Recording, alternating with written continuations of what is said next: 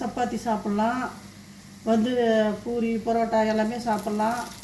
அதுக்காக இப்போ நான் செய்கிறேன். இதில் வெங்காயமும் பூண்டும் போட்டு வதக்கி வச்சுருக்கேன். வேறு எதுவும் போடல. கொஞ்சோண்டு சீரகம் போட்டிருக்கேன். வேறு எதுவும் போடல. இப்போ தக்காளி 2 தக்காளி வெட்டி வச்சுருக்கேன், போடுறேன்.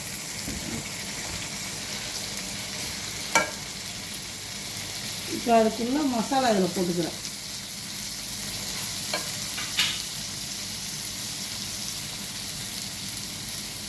அதுக்கு உப்பு,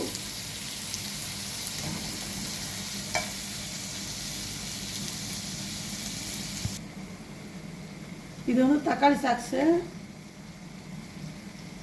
இது ஒரு ஆப்ஷன் தான், நம்ம போட்டுக்கிறது படாதும். இது கத்திரிக்காய், இது குடமிளகா, இது உருளைக்கிழங்கு. இது 3 எண்ணெயில் போட்டு வறுத்து வச்சுருக்கேன். இப்போ இதில் போட்டுக்கிறேன்.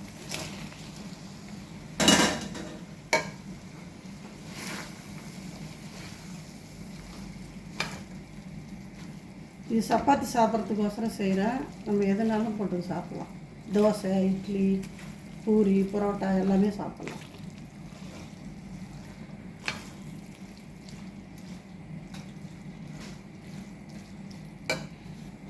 தண்ணி ஊற்றிக்கிறேன். போதும், 1 கிளாஸ் தண்ணி வச்சா போதும். அப்புறம் ரெடி ஆகிடுச்சு. கொத்தமல்லி போட்டு தூவி விட்டு இறக்க வேண்டியதான்.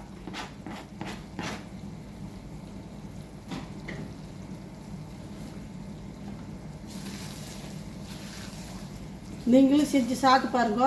நல்ல டேஸ்ட்டாக இருக்கும், நல்லாவும் இருக்கும். சாப்பாட்டுக்கும் தொட்டுக்கலாம், எல்லாத்துக்குமே இது யூஸ் ஆகும். ஆனால் நல்லாயிருக்கும் ரெசிபி. சாப்பிட்டு பார்த்துட்டு கமெண்டில் சொல்லுங்கள்.